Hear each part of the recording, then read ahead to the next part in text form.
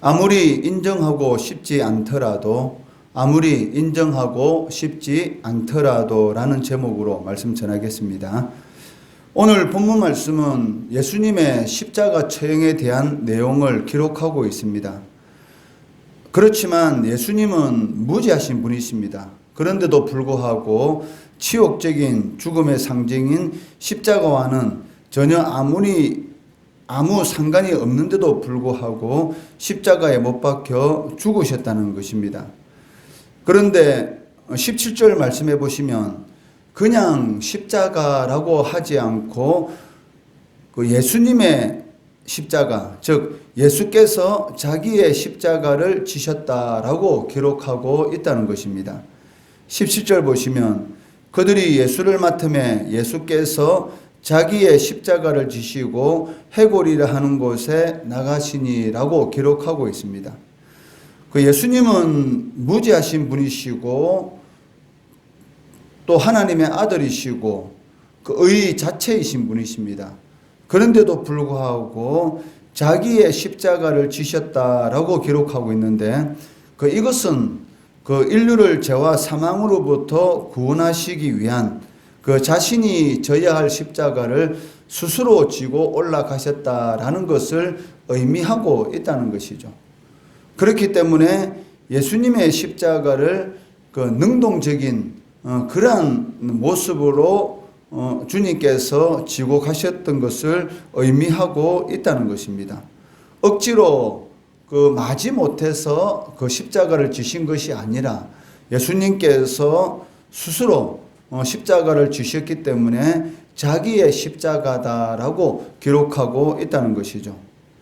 이는 마치 이삭이 아버지 아브라함의 말에 순종해서 자신이 바쳐질 그 제단용 나무를 지고 모리아 산에 올라갔던 그러한 모습을 우리들에게 상기시키고 있습니다.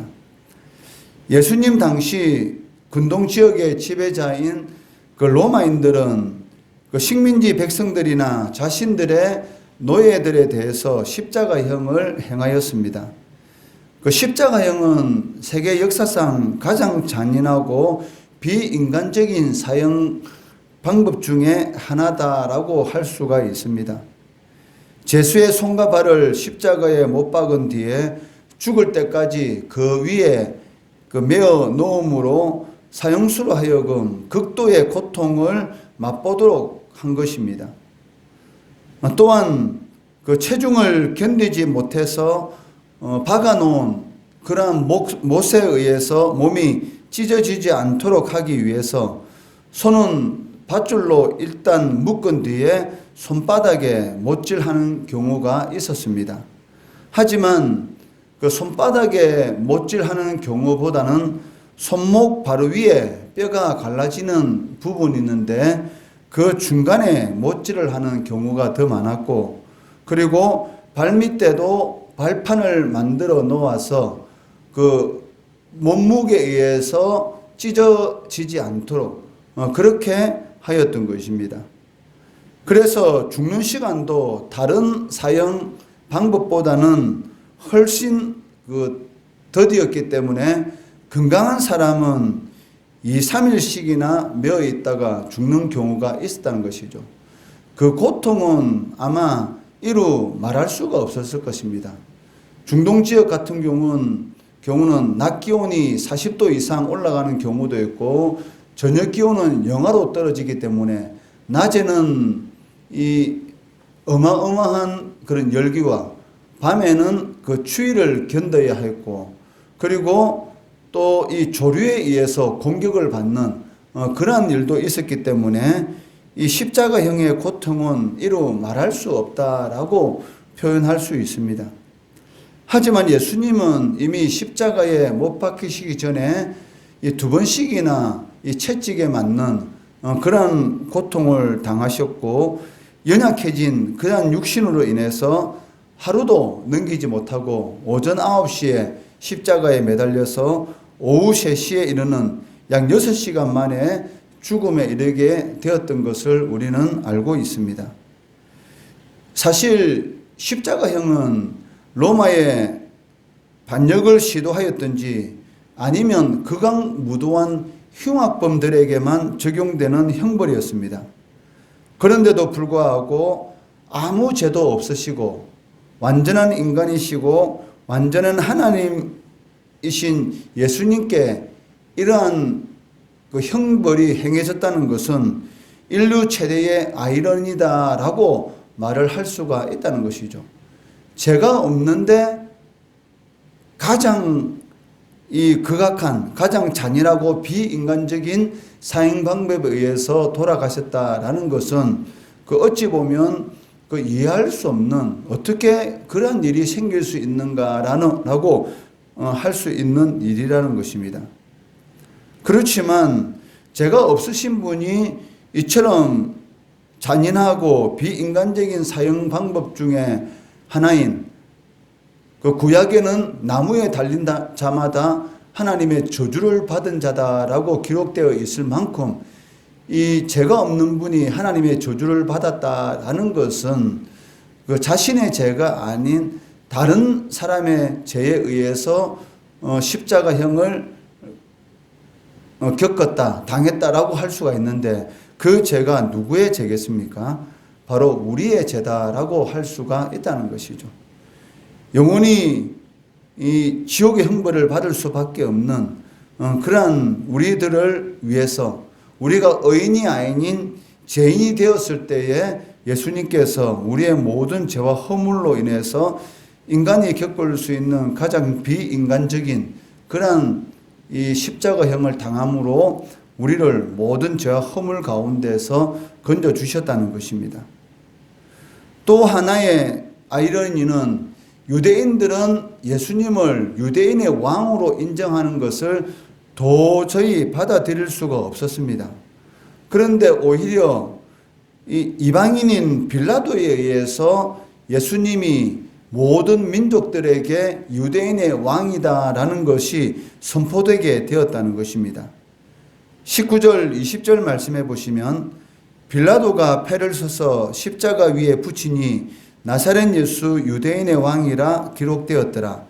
예수께서 못 박히신 곳이 성에서 가까운 고로 많은 유대인이 이 패를 읽는데 히브리와 로마와 헬라 말로 기록되었더라라고 말씀하고 있습니다. 여기 히브리와 로마와 헬라 말로 기록되었다라는 것은 모든 민족들이 알아볼 수 있게 기록되었다라는 그런 의미를 지니고 있다는 것이죠. 이는 예수님의 십자가의 죽음이 왕으로서의 죽음이라는 것을 세계 만방에 선포되는 그러한 일이 십자가상에서 일어나게 되었다는 것입니다. 아무리 예수님을 만왕의 왕으로서 인정하고 싶지 않다 할지라도 하나님께서 하시는 일에 대해서 피조물인 인간이 막을 수 없다는 것을 우리는 오늘 본문 말씀을 통해서 보게 된다는 것이죠. 인간이 아무리 수단과 방법을 가리지 않고 그 예수님이 하시는 그런 모든 일, 예수님께서 십자가 위에서 이룬 모든 일들에 대해서 부정한다 할지라도 부정할 수가 없다는 것입니다.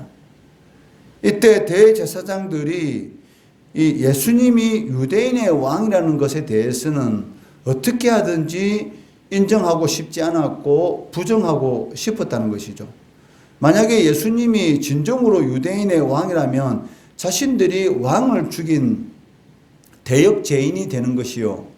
만약에 예수님이 유대인의 왕이 아니었다면 자신들이 이 있지도 않은 죄를 만들어서 또 예수님을 죽인 것이 되었기 때문에 아마 그 마음은 상당히 불편하였을 것입니다. 그렇기 때문에 빌라도에게 찾아가서 유대인의 왕이라 쓰지 말고 자칭 유대인의 왕이라 쓰다라고 요구하게 되었습니다. 그렇지만 유대인들의 이 말에 대해서 빌라도는 왈가왈부하지 말라라고 단호하게 말을 하고 있습니다.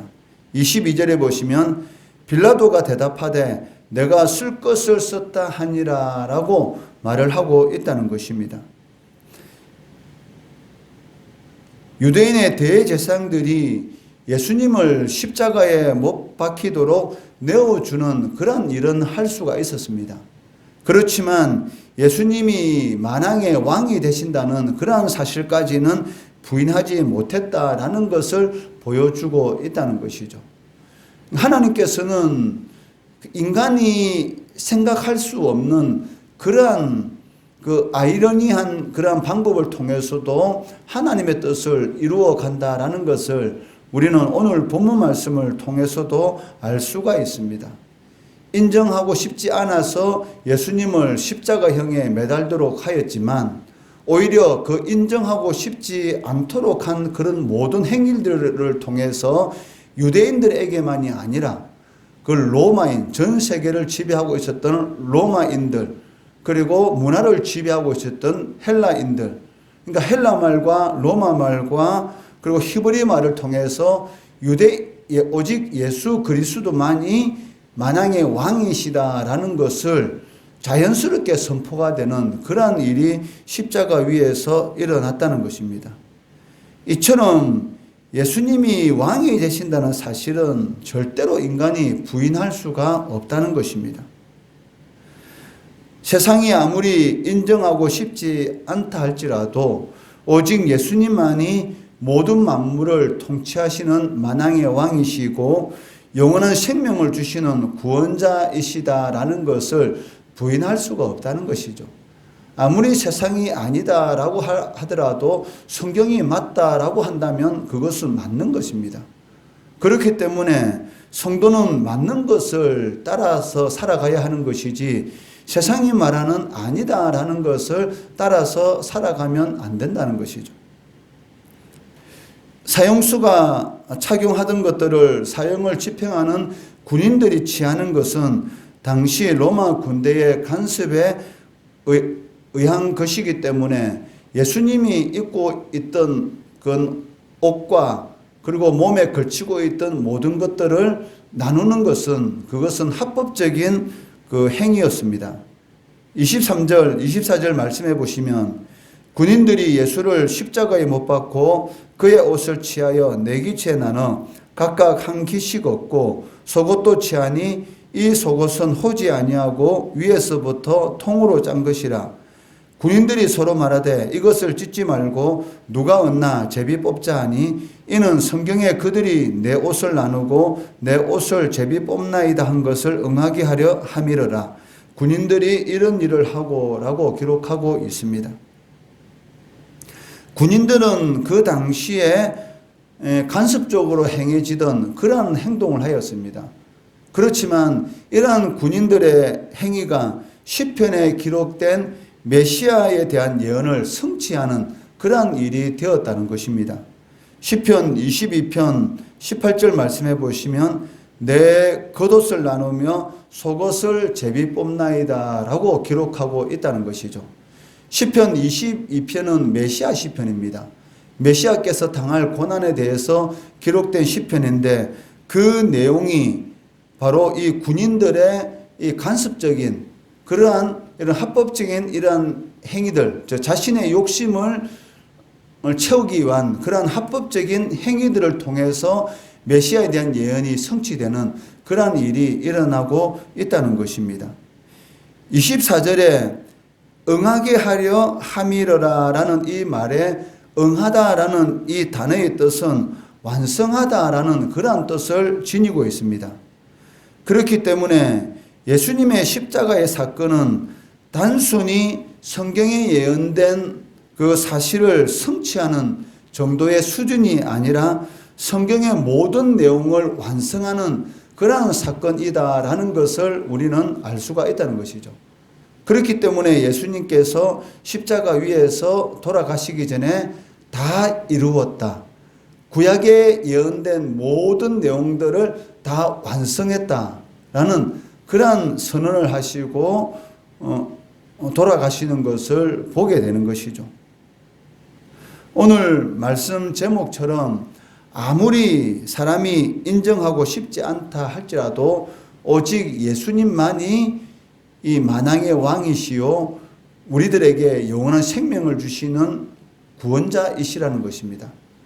주는 그리스도시고 살아계신 하나님이시고 예수 외에는 구원받는 다른 이름을 주신 일이 없습니다. 세상에서는 예수 외에도 구원받을 길이 많다라고 말을 하고 있고 성도들의 이런 신앙을 여러 가지 이런 매스컴이라든지 여러 가지 인간적인 방법을 통해서 부인하도록 만들려고 하고 있지만 아무리 세상이 부인하도록 만드는 여러 가지 수단과 방법을 사용한다 할지라도 예수 그리스도가 하나님의 아들이시고 구원자이시고 만왕의 왕이시고 재림주로서 이 세상에 반드시 오시게 될 것이다 라는 것을 부인할 수는 없다는 것이죠. 이런 성경에 기록된 완성된 그런 내용을 그대로 믿을 수 있다라는 것이 바로 하나님의 은혜입니다. 그 은혜를 우리의 삶 가운데서 누리시고 감사하시고 세상이 아무리 인정하지 않다 할지라도 성경이 맞다는 것은 맞는 것입니다. 그것을 그대로 받아들이고 우리의 삶 가운데 살아계신 하나님을 나타내는 우리 성도 되시기를 주의 이름으로 축원합니다.